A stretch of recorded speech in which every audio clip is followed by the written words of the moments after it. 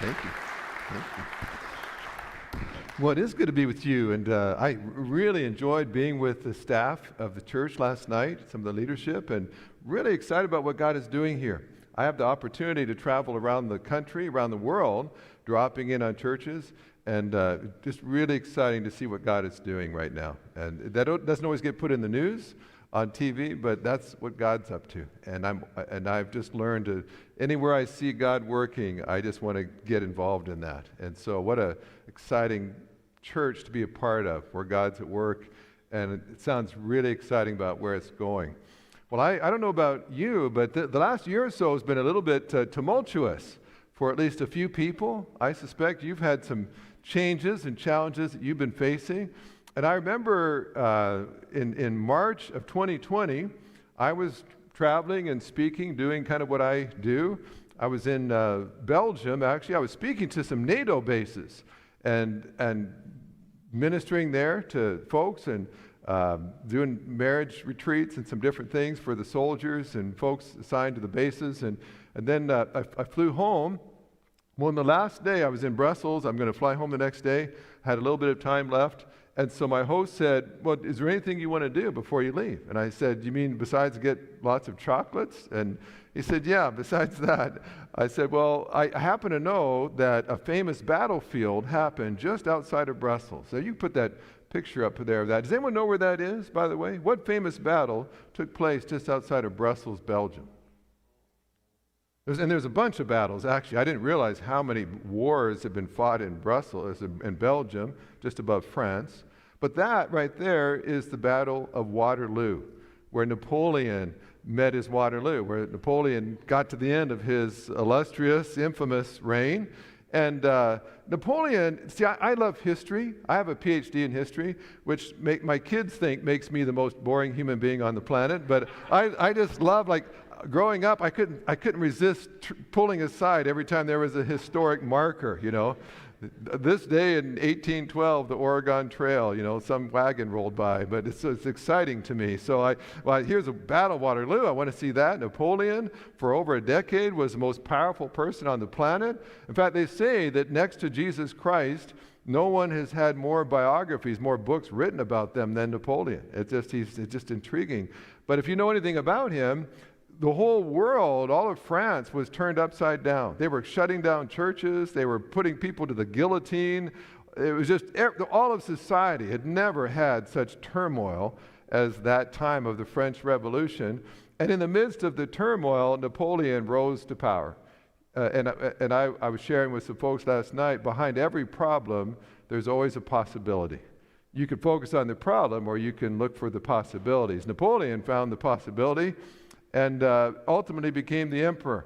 And the problem is that, and he ruled for the next number of years, but when you get to the Battle of Waterloo, what you discover is Napoleon, his whole life was a series of crises, series of problems. The problem with Napoleon is he never grew during his crises. And when you get to the Battle of Waterloo, you know what he does? He does everything that's always made him successful as a general. Everything, all of his bag of tricks, he uses them all. The problem is his enemies have all grown. His enemies have all studied. His enemies all know what to expect, and so they adjust and they beat him. He never grew through his crises, and so ultimately they did him in. Now, we've all been through a crisis in the last year or so, have we not? America has been in crisis. All kinds of storms and turmoil has been swirling about us. My question to you this morning is, are you the same person you were as you entered the storm?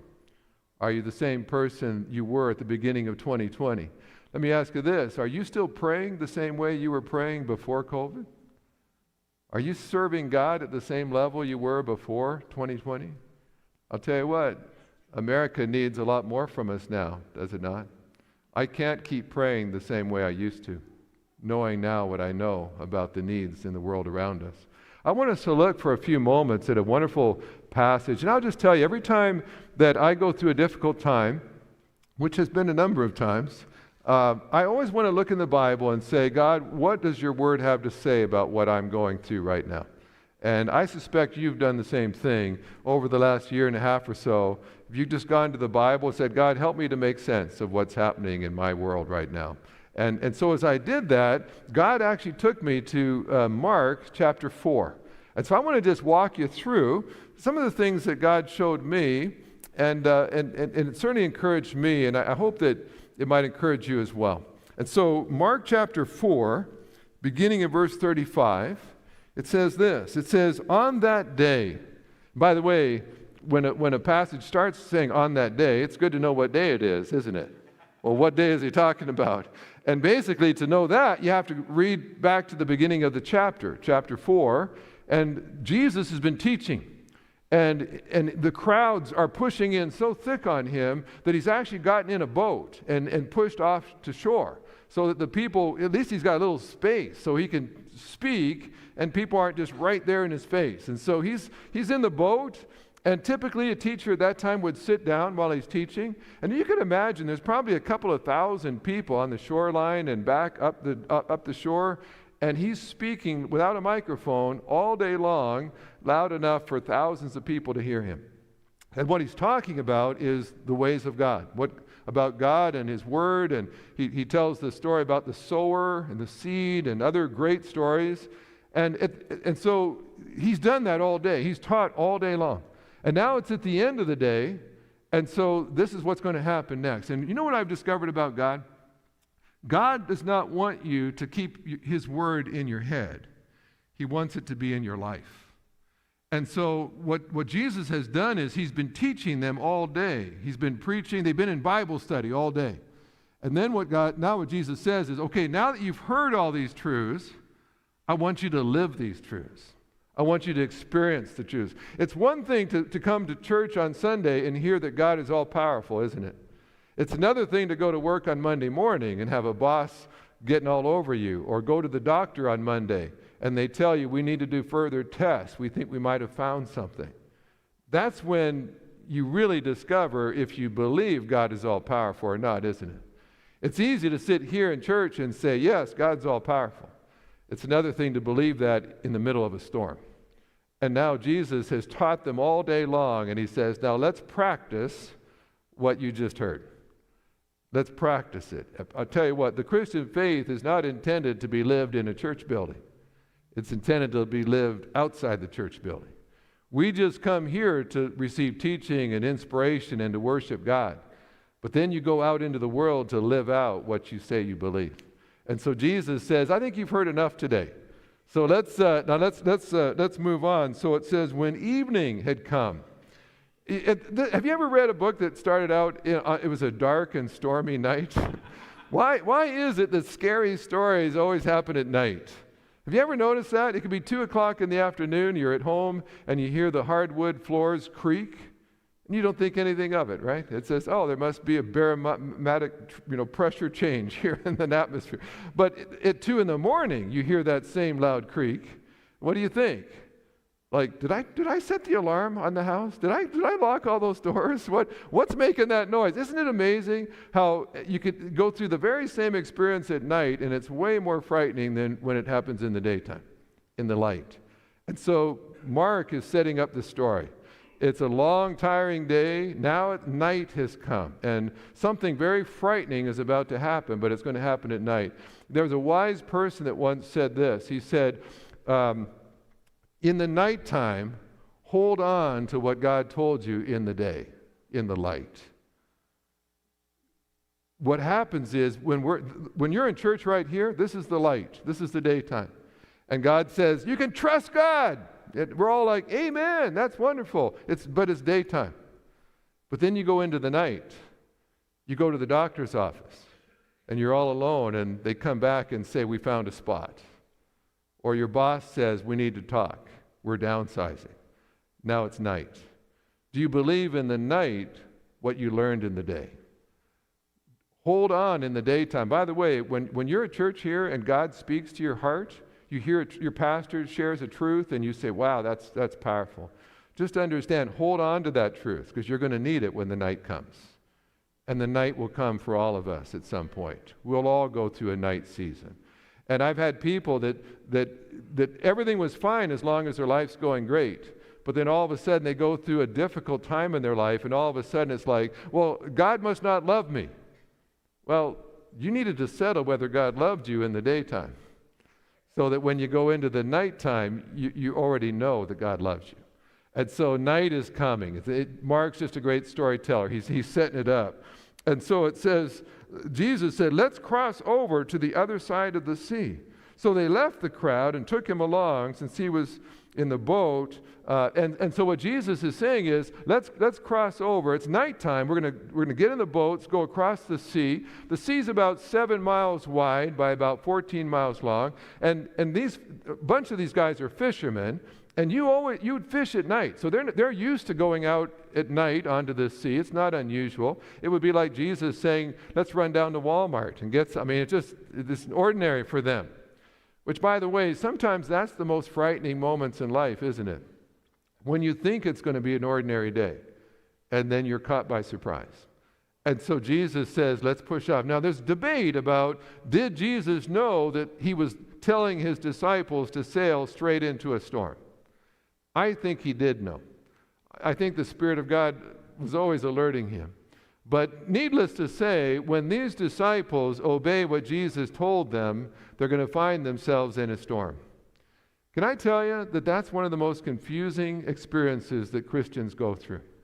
I can't tell you how many Christians have said, well, you know, Richard, I prayed and asked God for guidance, and I felt like God wanted me to take this job at this company.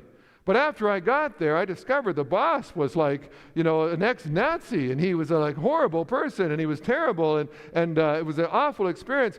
I just can't believe, I must have gotten it wrong, because I just can't believe that God would knowingly lead me to go somewhere that was going to be difficult.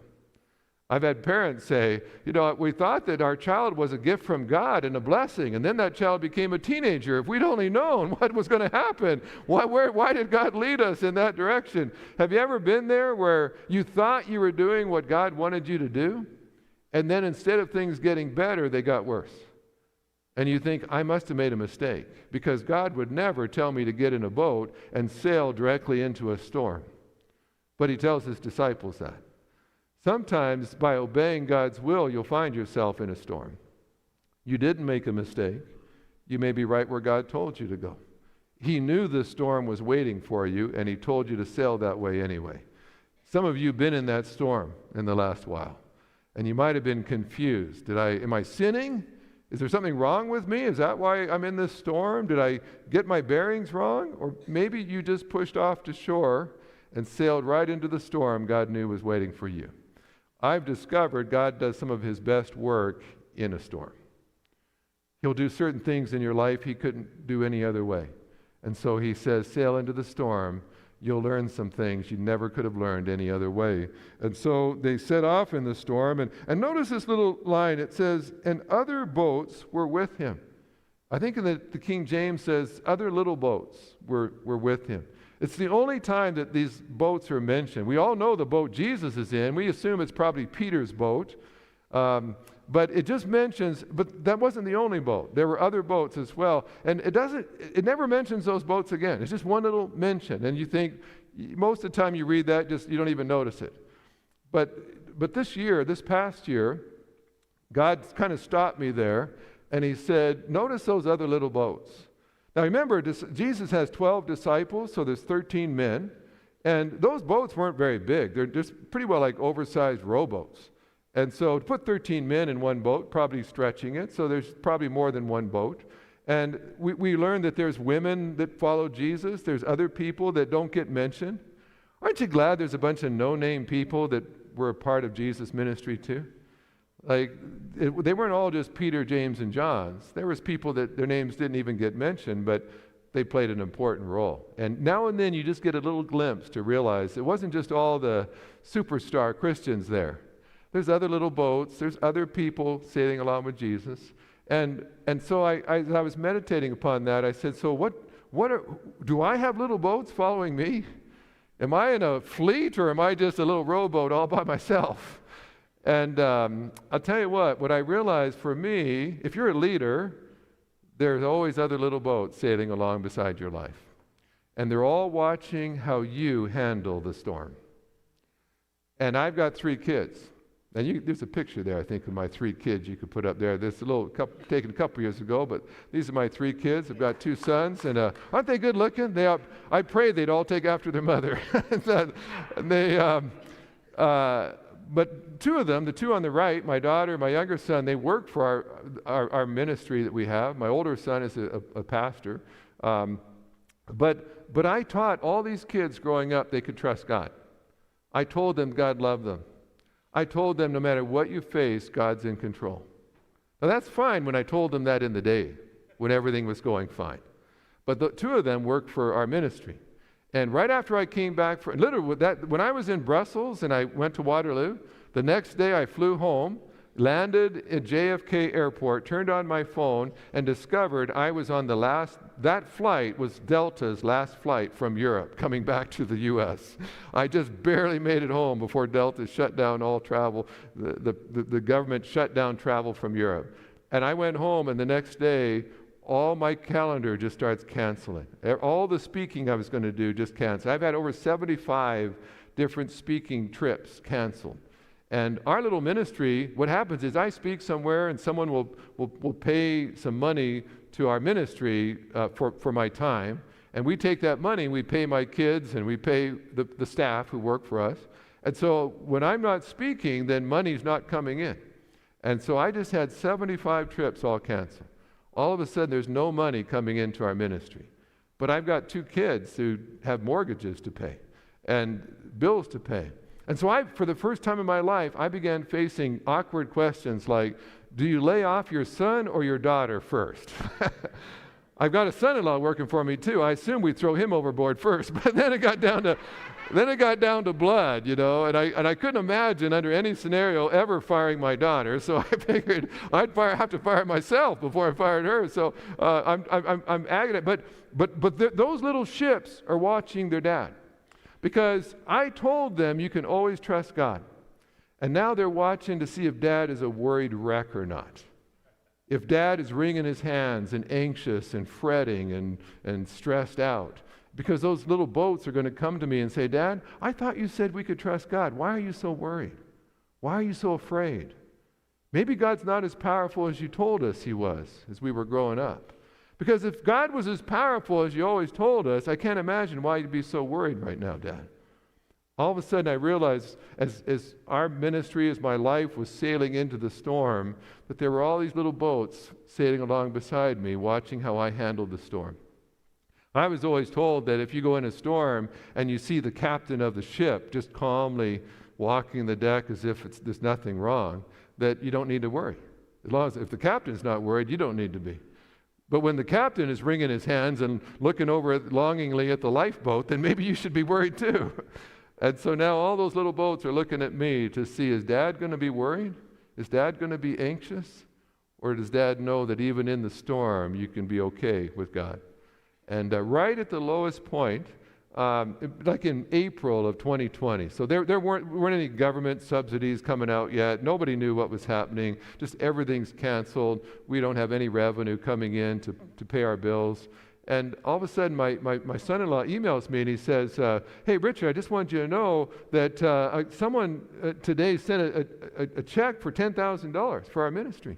And this was a guy that had not given any money to our ministry in years. I hadn't talked to him for a while, just totally out of the blue. He just felt like sending $10,000. And now the problem is this $10,000 was not just for us to use any way we wanted. It was designated for a certain fund. So it didn't really help me make payroll, but I was just glad that when everything was drying up, that somebody thought of us enough to at least send some money, even if we couldn't use it to pay the bills we needed to. And so I emailed the man. I said, hey, listen, I heard today that you sent $10,000 to our ministry. I just want to thank you. I said, things are really kind of been tough lately, and it's just encouraging to know someone out there thought of us and cares enough to help us. So thank you for that $10,000. And within about 10 minutes, I got an email back. And the man said, $10,000? I didn't tell them to send you $10,000. My first thought was, why was I grateful? I shouldn't have said anything. Now he's going to want his money back. And then I kept reading, and he said, I told them to send you $100,000. And he copied whoever it was that was supposed to do that, apparently, because that person emailed us both back and said, well, remember you said to send $10,000 to that designated fund. You said to send $100,000 to their operating fund. We cut that check today. They should have it by the end of the week. Do you know what I did when I got that message? I went to all those little boats in my world. And I said, you remember how I told you you could trust God? Let me tell you what he did today. You can trust God. He will look out for you. Just keep your eyes on him. I'll tell you what, every one of you has got little boats sailing along your life, watching how you handle adversity, how you conduct yourself when you're at church and maybe they don't do what you think they should do. You go to work and you don't agree with things, and how do you conduct yourself? Just remember, it has really sobered me to realize as I live out my life, there's other little boats all watching me to see what I do. And by how I behave, they're going to determine how big my God is. Is he as awesome as I've always told them that he is? So these other boats are sailing along with him. And it says a great windstorm arose, and the waves were breaking over the boat so that the boat was already being swamped. He was in the stern sleeping on a cushion. He said, how could Jesus? Now, the waves are rolling over the edge of the boat. Everybody's got to be soaking wet. The fishermen, the disciples are yelling and shouting above the roar of the winds, and he's sleeping. How could Jesus be sleeping in that kind of environment? I can only think of two reasons. One is he's really, really tired. And I'm kind of grateful that Jesus got that tired, because then I don't have to feel guilty when I get worn out trying to do what I need to do. He's tired. He's taught all day long. And now he's sailing into the night, and he's exhausted. But you know why else I think he could be sleeping in the night? Because he knows who holds him in his hand. He knows that his Father in heaven is looking out for him. And I've had to say this to some folks this past year. I've had to ask, so how well have you been sleeping? Are you sleeping like a baby at night? Or are you worrying? Are you tossing and turning? Are you fearful? When you know who holds you in your hand, his hand, you can sleep at night and know that God holds your tomorrows. You may be in the middle of a storm. By the way, do you notice that just because you believe in God does not mean that God makes you exempt from storms. Everybody goes through storms. God's Son went through storms. The difference is when you're a Christian, God promises to be in the boat with you while you go through the storm. And that makes all the difference in the world, doesn't it? Some of us think, well, why is God letting me go through the storm? That's not the question. The question is Jesus in the boat with me? And if he's in the boat, it matters not what storm you're facing. Some of you have gone through a storm this past year, and maybe you started to wonder, is Jesus in the boat with me? I've just assumed, because I'm a churchgoer, that Jesus is in the boat. Maybe you've never invited him into your boat.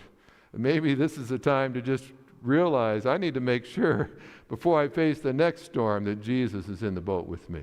Well, he's asleep. And so they go and they wake him up. And it's interesting what they said. They said, "Teacher, don't you care that we're going to die?" And I love that. You know, there's at least 3 things they said there that aren't correct. Do you notice that? At least 2.5 things that are just flat out not right. First one is they called him teacher. Now that's half right. He is their rabbi. He is their teacher. But he's a lot more than a teacher, isn't he? He's also the Lord of the universe. He's God. Now, I've had some great teachers in my life. I had a 6th grade teacher, Mrs. Epp, was a wonderful lady, godly lady, was very kind to me, would pray before class even when it wasn't legal to do so. And she's just a wonderful, godly lady. But I'll tell you what, if I was in a sinking ship about to drown, it would not comfort me in the slightest if Mrs. Epp was in the boat with me. You know what I'm saying? There's just times where a teacher isn't what I need. If I want to learn something, that's fine. If I'm about to die, it doesn't really matter if my teacher's going to die with me, right? And the problem for these disciples is when they got in the boat, they assumed they were sailing with a teacher. And they discovered they needed God, not a teacher. Can I tell you, there's a bunch of American Christians who set sail into 2020 thinking that Jesus was a teacher to them. He's a good teacher, moral teacher, inspirational teacher, But as soon as the storm began to rage, they acted as if that's all he was. They didn't realize they had God in the boat with them. They thought he was just a teacher. And I'll tell you what, Jesus is a lot more than a doctrine. See, some people think of God as just a doctrinal belief. He's more than a doctrine. He's a person. You don't have a doctrine in the boat with you. You've got a person in the boat with you. He's not just a worldview. He's God, the person of God. And you can tell how high a view you have of God by how you conduct yourself in a storm. These guys got in the boat thinking we got the best teacher around. They're going to get out of the boat realizing we have the Son of God right here beside us. They went in with a low view of Jesus. They come out with a much higher view of Jesus. My question to you is, are you coming out of this season? Hopefully we're coming out of the COVID season, coming out of all the turmoil and turbulence of all that's happened in America in recent years. Are you coming out with a higher view of Jesus or the same view? Have you seen God in the storm in ways you never saw him before? These disciples said, "Teacher." They're going to have a different view of him in just a few moments, when he speaks a word and the storm instantly is calm. They're going to realize, I've never had a teacher who could do that before. He's a lot more than just a teacher. Folks, it's in the storms you realize you need more than a teacher in your life. You need God. And God is an awesome God. And just as we sang in the songs, having him with you changes everything. And so they shake him and wake him up, saying, "Teacher." And then they said, "Don't you care? Don't you care?" I tell you what, don't decide if God loves you in the storm. You settle that ahead of time. My dad at one point, when he was serving the God in Canada, found out his 16-year-old daughter had cancer, and the doctors had missed it for 2 years. She had a spot on her lung, and the doctors didn't think it was anything. And 2 years later, now it's spread all through all of her lungs and all that, her chest cavity, and they said she's going to have to fight for her life now because we missed it. And people came to my dad and they said, "Do you ever question the love of God? Here you are serving God, being faithful, and he let your 16-year-old daughter have to fight for her life with cancer. Doesn't that change anything?" And my dad said, "I settled God's love for me a long time ago. I've been to the cross. I saw what Jesus did for me on the cross. I know he loves me. Now, whatever he lets in my life after that, I just need to see how he's going to express his love to me in this situation. But I've settled the fact he loves me." But see, these disciples, in the middle of the storm, they're changing their mind. Have you ever known people that they were faithful church attenders, and then all of a sudden they lost their job, or they went through a difficult time in their life, and all of a sudden they're dropping out of church? Well, what happened? Well, I just don't know that God loves me because look what he let me go through. You see, you have to decide if God loves you before you get in the storm. And then when you're in the storm, you cling to the love of God. You hold on to the love of God until he gets you to the other side. And so they came and said, "Don't you love us?" And then they said, "Don't you care that we're going to die?" Now, were they going to die? Were they going to die? No, they weren't. See, the problem is the disciples had been watching 24-hour news, and all the experts said they were going to die. And so they thought they knew the truth because they'd watch all the latest newscasts. And I'm not trying to disparage news. I'm not saying you're wrong to watch the news, but I tell you what, I had a couple come to me a year or so ago, and they were just really distraught. I mean, really anxious. Just the look on their faces, worry was just etched in their faces. And they came and they started telling me all the stuff they're worried about in America, and how bad things are, and how disappointed they were. And they just said, "Well, Richard, aren't you concerned too? Aren't you concerned about all these things going on?" I said, "Well, I'm concerned about it." But they said, "Well, why aren't you, as upset as we are?" And I said, "Well," finally I just said, "Listen, tell me something." I said, on an average day, how much time would you say that you watch 24-hour news on your TV? And so they thought for a moment. They said, well, when we get up, we turn it on. We kind of listen to it while we're getting ready and have breakfast. And when we get home from work, we turn it on, and it's basically on until we go to bed. So they said, I guess about 8 hours a day, we've got the news coming in upon us. And I said, and so tell me something. I said, how many hours a day are you reading this right here? And they thought for a moment and said, maybe 15 minutes. I said, so every day you let the world give you 8 hours of its perspective, and you let God have less than 15 minutes to give you his perspective? I said, no, I'm a doctor. I mean, I'm not a doctor who actually does anything. I've got a PhD. But I'm going to write you a prescription, I said. And the prescription is drastically reduce how much news you're watching and drastically increase how much of God's word you're putting into your heart. And I can promise you your anxiety level is going to go down. But you see, what the problem with the disciples was they kept staring at the storm and the waves and the wind, and they had taken their eyes off of Jesus in the boat.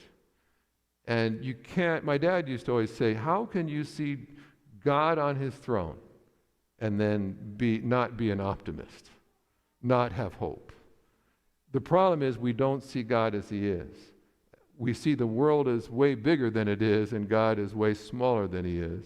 And so, of course, we get upset and worried. Now, it doesn't mean there's not a storm. It just means that you have to take God into account too. And I've just, for me personally, you know what I found with the news? I think you should watch the news. I think you should be informed. I've just found that after about 30 minutes of watching, you know the news. Now, it's just a question of how many more panels of experts you want to listen to talk about the same news you learned about in the first 30 minutes. And at a certain point, once you're informed, just turn it off and say, now, God, give me your perspective. Remember Jesus said that he was the way, and then what? The truth, right? Jesus didn't say, I will tell you the truth. He said, I am the truth. You don't really know the truth of anything till you've heard from him. The doctor may have told you what they found, but you don't know the truth till you've heard from Jesus. The boss may have told you what your future looks like in his company, but you don't know the truth of your future till you've heard from Jesus. My dad, if you've ever been through his book, Experiencing God, talked about this moment. He said, the disciples all assumed the truth was they were going to die. But truth was asleep at the back of their boat. And when they woke up truth, they found out, no, you're not. Don't believe what you are assuming. And I'll tell you what, whenever I see someone who's struggling in their life, someone who's filled with fear with dread, loss of hope, I have discovered this. You show me someone who's lost hope, who thinks that there's no way to overcome the storm that they're in. And I'll show you someone who has believed a lie. Satan is the father of lies. And his weapon is to lie to people and tell them things that are not true. And if you will believe the lie, you'll find yourself in bondage. In John 8:32, Jesus said, but you know what? When you know the truth will set you free. The disciples believed something that wasn't true. We're going to die. They went and woke up the truth. He said, everything's fine. I'm going to set you free. You don't need to be afraid. I don't know about some of you, but there are times I just need to go to the back of the boat and talk with truth and say, I'm kind of anxious right now. I'm troubled right now. I need to know the truth. And Jesus will tell you the truth every time. And with Jesus, there's always hope. There's always a future. There's always a way. Doesn't mean the storm's not raging. Just means that you need to know the truth in the storm more than at any other time. And so notice what he does. It says, then Jesus got up. Why does he get up? By the way, have you ever tried to stand up in a canoe? That's not a good thing to do, is it? And this boat's tossing and turning. Why do you think he stands up? Like, couldn't he just be lying down and just calm the storm that way? I guess I would have done that. But Jesus stands up. I think, I'm just guessing because the Bible doesn't tell us, I think he stands up because he wants all the other little boats to see him. Because in a storm, we lose sight of Jesus. He stands up so no one can miss that it's him that's about to do what he does. You know, sometimes he could have calmed the storm and everybody would have said, wow, aren't we lucky? The storm just stopped. Jesus wants them all to know, no, it was Jesus who did that. So he stands up. And, you know, sometimes I think even in church, I think he just almost wants to stand up and make sure his people are looking at him. Hey, remember, I'm the head of this church. I'm the one in control of the future. Not government, not the economy, it's me. And I think sometimes Jesus just wants to stand up, even among his own people. These are his disciples. And even his disciples can get their eyes off of Jesus. Maybe your eyes have not been on Jesus the way they should have been, and Jesus just wants to stand up and say, just look over here. And then notice what he does. He rebukes the wind and says to the sea, silence, be still. And it says the wind ceased and there was a great calm. You know, have you ever been in a storm, or after the storm is finished, if you're by a lake or an ocean, the waves are still rolling in for a while, aren't they? The wind may have stopped, but the waves are still taken a while to settle down. But you get the impression from here that when Jesus says be still, everything just gets mirror-like calm. There's not a ripple when he's done. That's the kind of calm, that's the kind of peace that Jesus brings. Do any of you need that kind of peace in your heart? You know, he doesn't just do that with water. He does that with your spirit. He does that in your life. Jesus can look at the tumult of your world and your life and speak a word, and you can experience peace that surpasses all understanding. And by the way, should that not be how Christians have handled this last year? Have you had any neighbor or colleague at work come up to you and say, how can you have such peace? How can you be so joyful? Have you not watched the news? Have you not seen how crazy this world is? And you could say, yeah, I have. But Jesus is in my boat. And as long as he's in my boat, it doesn't matter really what's happening outside my boat. There's calm in the boat. There's calm. I've heard from Jesus, and I'm experiencing peace. And then just notice what he says, kind of a rebuke in verse 40. He says, then he said to them, why are you afraid? Do you think he's needed to say that to any Christians this past year?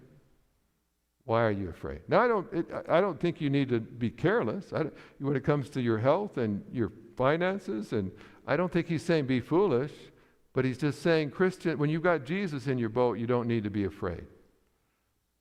If you're afraid, it might mean you've taken your eyes off of Jesus, and now you're looking at the waves and the wind too much and Jesus too little. Again, it doesn't necessarily mean that the waves aren't rolling, but just get your eyes back on Jesus. And he says, do you still have no faith? Now, I know people who take pride in themselves that they're a pessimist. They take pride in themselves that they worry. I'm just a worrier. You know, I just worry about everything. That's just the way I'm wired. That's my spiritual gift of worrying. And we sort of take pride in that. But Jesus looks and says, have you known me this long? After all the times I've been faithful to you, after all the times all the other storms I've taken you through, now this storm comes and you're just as afraid as if I've never done anything in your life before? Are you still not believing? What an opportunity for the church to show a watching world how people behave when they have Jesus in their boat. And they know that with a word, Jesus can bring calm. Should we not be behaving differently than people who don't have Jesus in their boat? He says, why don't you believe? And then just notice verse 41. It says, and they were terrified. That word terrified is a Greek word actually that comes, the word phobos, where we get the word phobia from. It's a strong word. It says they were terrified and asked one another, who then is this? Even the wind and the sea obey him. They got into the boat thinking they're sailing with a teacher. They get out of the boat saying, who on earth is he? We thought we knew Jesus. But there's so much of Jesus we had no idea what he's just done. There's two words for fear in this story. The first one is it's like it says they were scared of the storm, but they ended up terrified of Jesus. In other words, they thought the storm was scary until they realized how awesome their God was. And then they said, God is way more awesome than this storm we've just sailed through. He just spoke a word and the storm was done. There's no comparison with what was happening in the storm and what God is capable of doing. How could we be afraid Now that we know who Jesus is, they're in our boat. And I just want to just encourage you this morning, folks, if you're a Christian, Jesus is in your boat. And one word is all it takes for him to transform your life. He may calm the storm, or he may just calm you. But if you're calm, it doesn't really matter what the winds are doing around your life. And remember, there are other little boats sailing along your life, watching how you handle the storms of life. We all have those storms. We all will face them, inevitably. Jesus never promised a storm-free life if you were a Christian. He did promise to be in the boat with you when you sailed into the storm. Have you felt his presence? Have you just looked back at that boat and there, as long as Jesus is sleeping in my boat, everything's okay. Folks, I'll tell you what, God has just convicted me. There's been times when I lost my joy. I appreciate so much your pastor mentioning John 16:11. It's one of my favorite verses. The King James says it this way. It says, in your presence is fullness of joy. When you're in the presence of God, fullness, perfect joy just resounds all around. When you've got Jesus in your life, you ought to have joy, not fear, not anxiety, but peace and joy. If perhaps in this past year, somehow with all the waves bouncing against the boat of your life, you took your eyes off of Jesus and you started staring at the storm and the waves. This is a time, that's what worship is all about. That's why we come to church, to get refocused on what matters, to get our eyes back on Jesus. And some of us might just need to say, Jesus, I'm so sorry. I took my eyes off of you and I've been watching, I watch the news more than I watch Jesus. And I need just to get back and say, I'm a Christ follower. I keep my eyes on him. And maybe you just feel convicted that I've not been the best example to the little boat sailing in my wake. I've not represented Jesus well lately. But I'm so glad that Jesus is merciful and gracious, aren't you? Every one of these disciples let him down, and what does he do? Loves them, speaks peace into their life, says, let's keep on sailing. Let's keep going. And that's what he'll do with you. He won't condemn you. He'll just say, well, I'm glad you're focusing on me again. Now let me give you peace, and let's keep on the journey that I have for you. That's our God. That's Jesus. And so I'm going to just take a moment just to pray over you. I don't know your stories. I don't know the storms you've been through. Some storms are more severe than others. But through them all, Jesus says, I'll go with you. I'm not a doctrine. I'm not a belief system. I'm a person. And I want to relate to you in a personal, practical, peaceful way. And I pray as you leave here this morning, you just sense Jesus going with you out into your world, into your storms, into your problems. Just let him fill your heart with peace and joy, and it will make all the difference in the world. And so let me pray with you, and I'll be done. Lord, thank you for the opportunity to come into your house with your people, to sit before your word, and to be reminded of how awesome you are, how loving, gracious you are, how you can bring peace in the midst of the most terrible, terrifying storm that we could sail into. And Lord, some of us need that peace right now. Some of us just need you to calm our hearts. The winds, the waves are in tumult in our spirit right now. And we just need you to calm the storm for us. Give us that peace that only comes from you. God, give us that joy that comes from your presence. Lord, life is fleeting. It's passing us by. We can't afford to live it in fear and a lack of peace. Give us that joy and peace that you want us to have. Help us to see you once again in our boat and sailing with us. And God, if there might be some here this morning that are not certain that you're even in their boat, they've never asked you into their life.